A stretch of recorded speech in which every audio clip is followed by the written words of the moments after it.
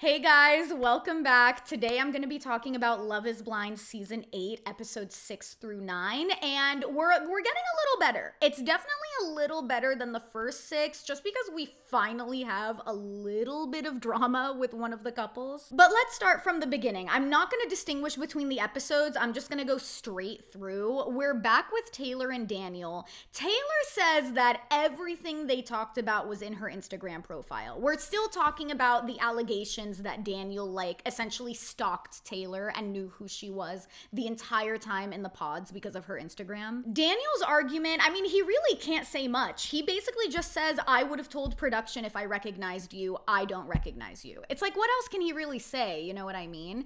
And Taylor, this is so embarrassing for her to admit. She says that she has the app that tells you who's following and unfollowing you, and production gives her her phone and lets her check it. I am so sorry, but if you are not in middle school, you are not allowed to have that app. That is so weird for what is she, 26, 28, 30? That is so weird for a grown adult woman to admit that she still has that app. And Daniel is she really wants him to say something for himself, but he's like, I mean, I guess I could have followed you and unfollowed you. It's possible, but he doesn't remember doing that. And the producer comes up to Taylor, gives her her phone, and it's so awkward. They're sitting in silence. She's asking for the Wi-Fi password, and she's scrolling through her followers app. She doesn't find him, and he says his feelings for her haven't changed. He seems like a really sweet guy. In just the next 3 episodes, I'm they are so boring, but it's in a sweet way, in the same way that Virginia and Devin are boring. They're just really sweet, and they love each other a lot, which is great for real life, but bad for reality TV. I'm gonna be honest with you, if I were her, I would feel really embarrassed. I'm not saying that she should feel embarrassed or that he should break up with her or anything like that, but to sit there and accuse him of following and unfollowing you and stalking you and going on Love is Blind, trying to find you and stuff, that is so just a little bit out of pocket. It's a reach, you know what I mean? It's a reach. And then just admitting that you have that app that tells you who follows you and unfollows you in 2025, nobody even cares about Instagram like that anymore. At least everybody I know, none of us are going on Instagram anymore. And I don't know if maybe Minneapolis / St. Paul definitely seems like a small town environment and everybody knows each other. Maybe Instagram is bigger there, but I just don't think it's that serious to where you need that app. That is so humiliating for her. Also, I didn't clock this in the pods, but Devin is 5 years younger than Virginia, but I'm gonna be honest, I feel he looks a lot older than her. She looks like she could be mid-20s and he looks like he could be mid-30s. I feel he looks older for his age and she looks a lot younger than early 30s. We're in Honduras, by the way. All of the couples flew to Honduras, which is kind of fun. I feel normally they go to Mexico, so it's cool that they chose a different location. It looks very beautiful. Lauren tells Dave that her waxer said she couldn't have sex for 24 hours after her bikini wax, and Dave looks like he saw a ghost. The way that they edited that, she's like, yeah, my waxer said that I can't have sex for 24 hours after the bikini wax. And he's like this, he's like, I will say, Lauren clarified on Instagram that this was kind of an editing trick. She posted a screenshot of her watching the scene on TV, and she was like, yes, I did say I couldn't have sex for 24 hours, but I guess she also said she couldn't do spin for 24 hours. And I think she's a part-time spin instructor, and I think she said that Netflix edited it together to make Dave look like he was reacting to her saying she couldn't have sex when really he wasn't. Taylor is really obsessed with Christmas. She's really obsessed with Christmas. We've definitely talked about Christmas more than we've ever talked about it on Love is Blind, which is fine. I know there are lots of people out there who love Christmas, but it was just kind of funny to hear her when she's accusing Daniel of knowing her from Instagram. She's like, my Instagram has highlights about how much I love Christmas and it has photos of me in front of Christmas trees. And then she gets to Honduras and she's like, yeah, every time I go on vacation vacation, I buy an ornament so that I can put it on my Christmas tree and we can always remember going on vacation. I'm sure it's a trick of editing. Like, I'm sure she doesn't actually talk about Christmas that much, but like, it just certainly is a lot of Christmas. I just clocked that. This first scene with Dave and Lauren in Honduras is really awkward. They're like in the hot tub in like the spa section of the resort, and like it's dead silent. There's like some awkward like pauses, and you just hear like the water swishing as they're like just holding hands in the hot tub, and it's like sploosh sploosh sploosh, and they're just kind of holding hands like this, and it's just like really awkward. I think Lauren in these first few days is just kind of uncomfortable, like not even by Dave, just by this whole situation. I think in the past when they go to the vacation, all of them say it like hits them really fast, this situation that they've gotten themselves into, and I feel like Lauren is in that place right now. I think she's kind of looking at Dave and she's like, oh my God, now we just have to like do this. Then before they go to bed, they're like talking in bed, and Dave says he's never had a relationship where there's both an emotional connection and a physical connection, which is really interesting because didn't he say in the pods that he was in like a 4-year relationship or something like that? That was just like a little suspicious to me, because I was like, I know you've had girlfriends before, and I know that like when you're in a relationship, obviously like when you've been dating for a long time, there are like peaks and valleys when it comes to like your physical connection. Sometimes things are so boring, sometimes things are like super hot. But I think it's interesting that he seems to have been implying that like never at any point in his relationships has he had an emotional and physical connection. Devin and Virginia are honestly so cute. I don't have anything to say about them. It's like I want to bring them up because I don't want you to think I'm forgetting about them.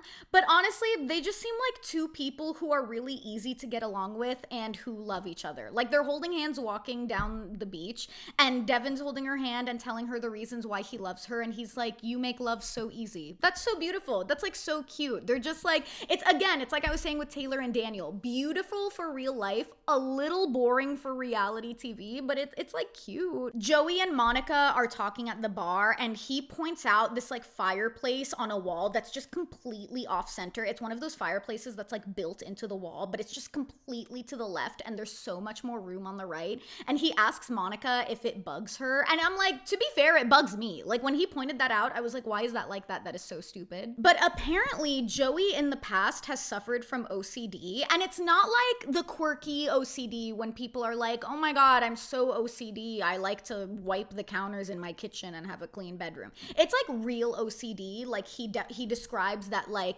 things with like, oh, he has to like tap a certain amount of times, or like opening and closing a lid a certain amount of times. Like it definitely sounds like the real thing. And I think he basically says that he overcame it through self-guided exposure therapy. Like I guess his psychiatrist wanted to put him on medication, and he was just like, no, let me see if I can get over it myself first. And he just kind of like put himself through the ringer until he fixed it. That's just like really impressive. I mean, good for him. Dave and Lauren haven't had sex yet because she's not ready. And this is gonna come back. This is gonna come back in the next episode when Dave meets all of the couples. But just in general, you can tell that she's still really trepidatious about this whole thing, which is like, I mean, I would be too. This is such like a scary situation. You're like in Honduras with basically a stranger. And again, with the Twin Cities seeming like it's such like a small town sort of vibe, Lauren says that Dave asked if she dated anybody before she came on Love is Blind. And it turns out Dave knows 2 of her exes. Like not even well, but I guess they just like have mutual friends. And this is like the crux of the drama with Lauren and Dave, and basically just the most dramatic thing going on the show. She says that she was just kind of talking to one of them, so they weren't even really dating. He's not an ex. And then the other one, I guess they like went out on a few dates. So like the process of getting on Love is Blind, of course, with like the casting, the interviews, the signing the NDAs and all this stuff, it takes months. And apparently during this process, she met a guy and she dated him very briefly, and she doesn't consider him a boyfriend, and they ended things before she went on Love is Blind. I think she says they ended things like just like well before. I don't know what timeline, maybe like a month, 2 months before. But Dave does not like that. He he says that he hasn't had a girlfriend in 4 years, and he thought everyone would kind of be similar to that. Like everyone would have been like long-time single people. And then he says he didn't hold it against Molly when she says she ended a serious situationship 6 months before going on Love is Blind. And his whole thing is like he's confused as to how somebody can say that they're ready for marriage with someone else when they semi-recently ended things with someone. How do you go from like seeing someone so recently to like, I'm ready for marriage? That just seems like a huge like step in between where it's like, how did you, I don't know. And it's like, listen, I don't know if this is an unpopular opinion. I kind of get where Dave is coming from here. Like, it's like if I met somebody in this experiment in Love is Blind and they were like, yeah, I actually just broke up with somebody a week ago. I'd be like, yeah, that's a little strange that you are now going on this show where the end goal is you get engaged and married to someone. That would raise some red flags because it's like, yeah, what do you mean you were just in a serious relationship with someone else and now you think you're ready to get married? But like, ending a situationship 6 months ago, 6 months is a really long time. There are a lot of like serial monogamists out there who like jump from one relationship to the next, and the max amount of time they have between their relationships is like a couple months. And then Dave asks Lauren if she's concerned about them eventually going back and like him talking to Molly. And when she says she's not concerned about that, he says like, oh, I've been thinking about it. Like he's been thinking about the situation that's going to happen when he goes back and eventually meets Molly. And I just thought that was like an interesting comment. Like, what do you mean you've been thinking about meeting Molly? So then this was my favorite part, honestly, of all 3 of these episodes. All of the couples meet IRL in the resort, and Dave goes around to, first he asks Devin if he and Virginia have had sex yet. And Devin says no. And then Dave is like, wow, it kind of seems like none of the couples have had sex. Like, it looks like all of them want to build an emotional connection first, which honestly kind of tracks because my main complaint about this group of people that I talked about in the last video was that they all honestly are just like a little too conservative. Virginia is worried that she's not Devin's typical type because she's not athletic and she's more of like a soft feminine woman. Definitely feels like foreshadowing because we know from the previews that Brittany is gonna come back. And then Dave goes around and asks every single woman if she and her partner have had sex yet. He asks Monica, he asks Sarah. He's literally asking, he's talking about it with all of the guys. And I mean, first of all, respect, because like I'm nosy and I would probably do that too. I do think it's a little weird that he's asking the women and not the men. I just think that's like a little uncomfortable, but it was honestly really funny to watch. So then when Dave is back with all of the guys, he's kind of talking about how it seems like everybody is really just slow going physically. And then Ben chimes in and he's like, oh, we've jumped the gun or something like that. Like, oh, we've been moving pretty fast. And then it just cuts to Sarah, who just says that they've been cuddling a lot, which is so, I was laughing. It literally just cuts to Sarah, who's like, yeah, Ben is like a really good cuddler. I didn't know that about him. Like, I never would have predicted that.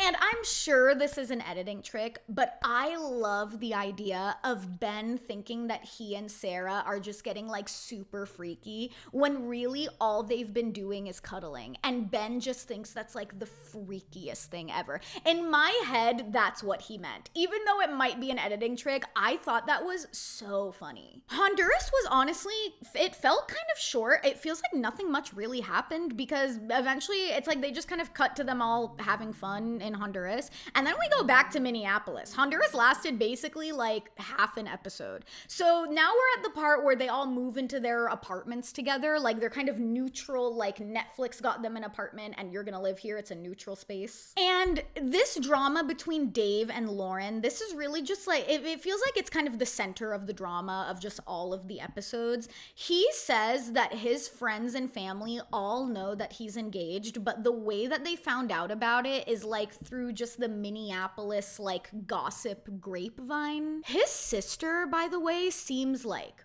really protective of him. I definitely cannot wait to meet her. It seems like they have a really close relationship, which is like really nice, but it's so interesting to hear him talk and be like, oh, my sister isn't gonna like that, or oh my god, it's gonna be really hard to sell my sister on this. Like, I feels like I'm like scared. Like, if I was Lauren, I would be so scared to meet her. The way that he describes her is like she's like his guard dog. Like, she's like really intimidating, and like you better impress her, or like she's gonna rip your throat out. Like, it just seems like really aggressive. Devin and Virginia are talking finances, and Virginia brings up wanting a prenup, which I love. I love that she brought that up. I'm honestly shocked at how little this has come up on Love is Blind, but like, I just love that Virginia is just, she seems like the way she talks about finances, she's just really smart about it and really practical, and she has her own vision for how she wants things to work. And this is just like a complete side note. There's no drama here because Devin is like totally open to it, but it just made me so happy to see, because it really bugs me when people think that prenups are only for rich people.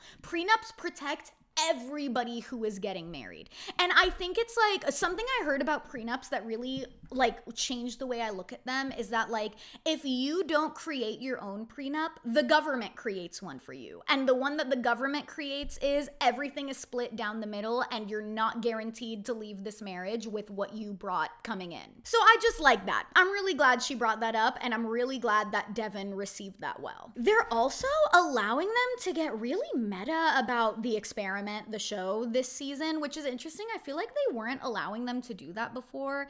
Dave is talking to Lauren about how his sister was worried she would meet like just like a money and fame hungry like wannabe influencer girl, and then Lauren's parents were worried that she would be like edited around to like make her look like she's saying certain things or doing certain things. And this comes up a lot. Like, a few people talk about like the experiment, which is really interesting. I feel like they never used to let them do that. Lauren talks about her dad being super traditional, and apparently he didn't like that both of her brothers lived with their partners before they got married. It's a really interesting dynamic because, like I said, a lot of the people on Love is Blind this year are very traditional, but with this, it seems like Lauren is not traditional, and it's just that her family is. That is tough. Having a partner who has a very traditional family, but like they themselves aren't traditional. Like, Dave definitely expresses concern. He seems like he's a little scared. He's like, listen, like, is your dad gonna be surprised that we're living together? Like, I would really rather have him know before.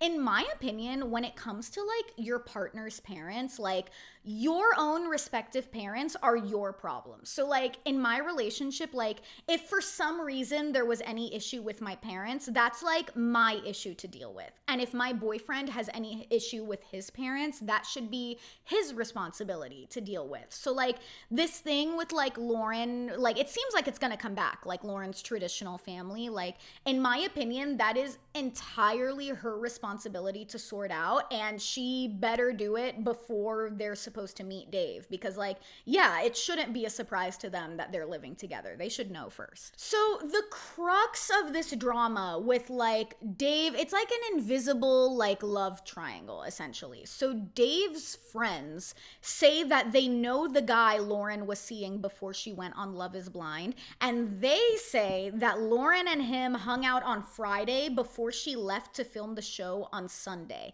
And apparently they're saying that even now he's texting her trying to see her, and he makes like a small throwaway comment, but I think he says that he lives in the building Netflix moved them into. That would be crazy producing. If the Netflix producers actually knew that Lauren was seeing a guy and then planted them in the same apartment that he was living in, that would be like next level producing. That would be insane. And his friends basically tell Dave that Lauren seems to have thought it was over, but she never actually ended it with him. And he doesn't know who to believe, Lauren or his friends. And now his sister knows. And of course that's gonna be catastrophe. Now his sister knows, and she's like the end all be all. He needs her approval on everything. We take a break from this. Joey meets Monica's whole family, and they are just like her. They are all different versions of Monica. They say that a fam jam is in order, and a fam jam is basically where they all pick an instrument out of a box and they make up a song together. Honestly, really cute. Monica's like mortified about this, which is like, of course I would be too, but just watching it on TV, I'm like, yeah, that's adorable. I love that for her. She shows him her sock bin where her family all keeps their socks. And I guess when they need a sock, they go into the bin and they pick a pair out just whenever they need one. That's weird. I'm not sure why they need to do that. It seems like maybe one day somebody did the laundry and was too lazy to fold everything, and then that's how the situation ended up. Just, I'm gonna leave the socks in the laundry bin and you guys pick out a sock. That to me is what that is. Then Monica's sister and her have a sit down, and she tells her that like she's shocked because Joey is not her normal type. And then she's also doubtful that Joey is the right personality for her, which I'm like, are you sure? They literally have the same personality. What are you even talking about? And this was in the preview, they made it seem like there was gonna be all this drama around Joey, but it's really with the sister, because the sister is like, I don't know, I'm concerned that he might just be a really good actor. Like, are you sure about this? And at first I was so confused. I was like, where is all of this coming from? And then she says what unlocks the whole thing. She's like, yeah, like this is just so weird because like I'm the older sister, so it just feels like I should be the first one to get married. Jealousy. That's what this is. She is just jealous that Monica's gonna get married and she's not, which is like, girl, relax. Like, you have a boyfriend. You clearly have a serious boyfriend. He's in the room right now. Like, there's nothing to be jealous about. But that unlocked it all for me because I was like, where is this all coming from? Like, what do you mean Joey is wrong for her? They're the same person. He's literally the male version of her. Anyway, back to Dave and Lauren. They go to a cycling class, and can I just say, I feel so seen because Dave is doing the cycling class and he's like really struggling, and he's really in particular struggling with those stupid dance moves that they make you do. I don't know if you've ever done a cycling class. I'm gonna show you. You have your hands on the handlebars, and sometimes you have to like do push-ups on the handlebars, and you gotta like lean side to side, and you're doing like choreographed moves. It's got to be like to the music, all while you're pedaling. It's impossible. I literally cannot do it. Anytime I go to a cycling class, like I'm so offbeat. The instructors are like giving me looks. They're like kind of trying to help me, and I'm like, I literally can't do it. It's so hard to do it on beat when you're cycling. It's like your feet are kind of moving to a different beat, and you have to like, it's sort of like doing this. I mean, it's impossible. So I really felt seen by that, and I'm really glad he talked about that. So they go to the cycling class with two of Lauren's friends, and then afterwards they're talking about the allegations of Lauren seeing another man before she went on Love is Blind, and the friends get like really defensive. They're like really like guns a-blazing for Lauren, which is like, of course they're her friends, like I would also do that. But they say, so one of the friends says that one of her friends dated the guy for 7 years, so she like knows him relatively well, and both of the friends say that if Lauren had really been in a relationship with this guy, she would have brought him around, but she never did, which is like, sure, fair. And this is what makes me, of course, on Lauren's side with all this and not Dave's. Apparently the guy DM'd one of the friends and said like, LOL, should we blow this wedding up or what? So like, yeah, definitely sounds like a guy who just wants to get on TV. But Dave, he still doesn't like that Lauren was seeing the guy right up until the weekend she left for Love is Blind. At least that's what his friends told him. And then the friends say that's not what happened, and Lauren was actually with them before she left. This is just so like he said, she said, and it's a lot of like communicating through third parties who like aren't even involved in the situation. I mean, it's kind of just like a mess, and like the friends are like really getting like super defensive. They're speaking like really like bluntly and like I don't want to say aggressively, just very like they're just very sure, they're very passionate, which is like, of course, again, I would be too. Honestly, the friends like really don't like anything Dave is saying. I definitely think they're like a little pissed that Dave is even entertaining his friends. Like they think that this shouldn't even be a conversation. But it's like, again, I'm trying to think like if I was in Dave's place, like honestly, I think you have to believe your fiance. I think if this was like a normal circumstance and it was just somebody like who you don't even know, that you only just started dating, like, yeah, maybe I would trust my friends, but like you're engaged to this woman, you've like bared your heart out to her in the pods, like I think you just have to believe her. Ben introduces Sarah to his friends. It's like a relatively diverse group. It's like very just like fun, funny, like young people.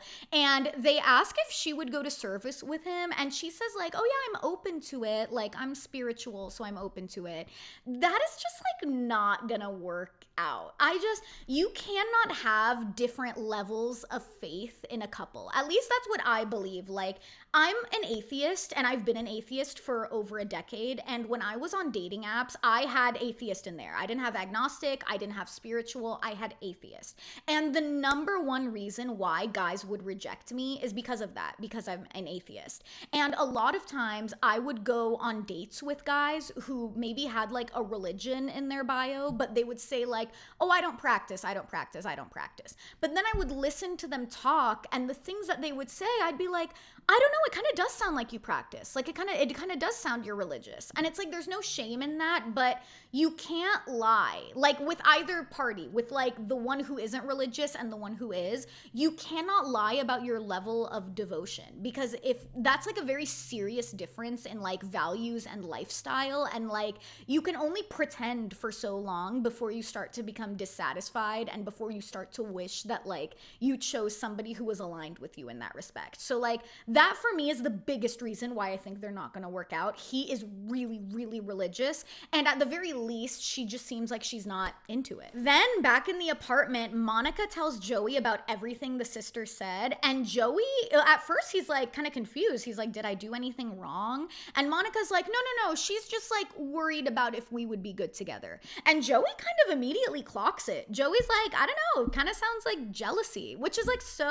I'm just so happy that he like caught that right away. I'm not sure if maybe he also has siblings, maybe he has like a sister, or if he has friends who are in similar situations, but like I think it shows security on his end. I think he seems very secure in himself and in his relationship to Monica, to where he'd be like, honestly, like we seem really good, and I thought that went really well. I'm kind of surprised your sister said that. Like, are you sure there isn't something else going on? I like really like that he clocked that. Then Taylor and Daniel's parents meet each other, and they meet, like, Daniel meets Taylor's parents and like vice versa, and it's just like really awkward. Like nothing even really crazy happened, but it just seems like a very like dry and like soft-spoken group of people. It was just like not fun to watch. It was like a little uncomfortable. The biggest thing is that Taylor's mom is upset that she got engaged and didn't tell her, and she just kind of feels left out, which is like, yeah, I feel like certainly if it was my mom, ooh, she would be pissed.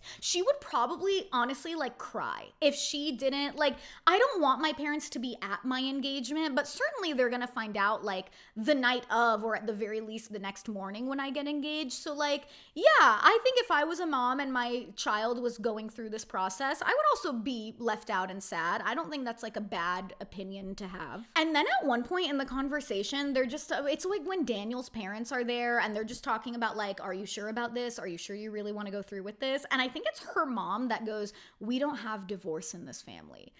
Ooh, scary. I don't know.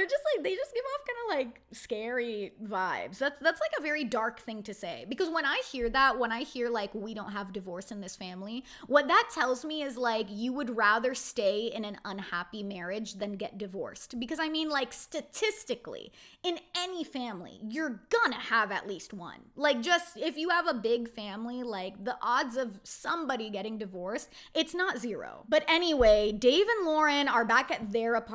It seems like they're prepping for Dave's friends to come over and meet Lauren, and they're still arguing about the guy that Lauren was seeing. And Lauren asks Dave at one point in this, she's like, well, like, let's say, were you flirting with a girl at a bar before you came on the show? And Dave is like, yeah, I was flirting with a girl at a bar. Like, I'm sure I did that. And Lauren's argument is that if Dave was flirting with a girl at a bar maybe a week before he went on Love is Blind, that is no different than Lauren casually seeing a guy before she went on Love is Blind, which, like, yeah, I can agree with. I think that's true. It's like Lauren was in a situationship, Dave was out flirting with girls at bars. It's like, yeah, you're gonna do that. It's a months-long process getting on the show. Like, it makes sense to me. And then in the middle of their argument, Dave kind of brings up, he's like, yeah, we've barely even hooked up, which is like, I forgot the context that he said that in, but I think it's so interesting that he brought it up, because I'm like, I don't know if that's really relevant confident in this situation. He definitely, like, he wants to have sex with Lauren. He wants it, and I think he's a little just like bummed that it hasn't happened yet. I'll use like the kindest word possible. He's bummed. He wishes that it has happened, and it has not. And then Lauren says that he's been gone all week. Like, it seems like he hasn't been in the apartment. And then Dave says, like, yeah, of course I've been gone all week. Like, whenever we're doing things like going to bed at night, I think about how you were just doing this with another guy right before we met. Lauren's like crying at this point. She's like, that's not true. I never like went to bed with him. I think Dave honestly needs to let this go, because it's like, what do you want her to say at this point? She's told you numerous times. She's told you, like, this is not true. Like, your friends are getting wrong information from this guy. What else can she do? It's not like she has any like evidence. I mean, I don't believe in any kind of relationship where it's like, let me go through your phone. Like, let me look through your pictures. I want to see what you've been texting this guy.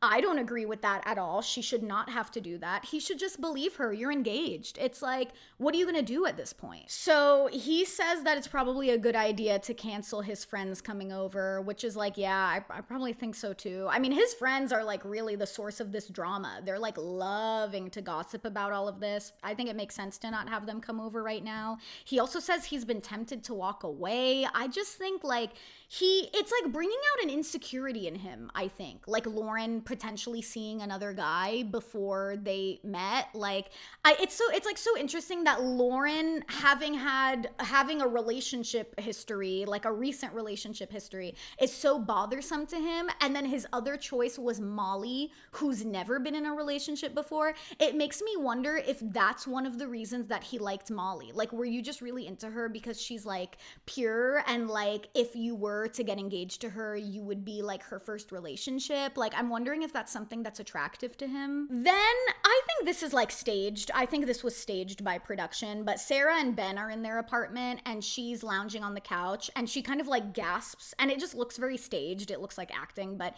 she gasps and Ben comes over and he's like, what is it?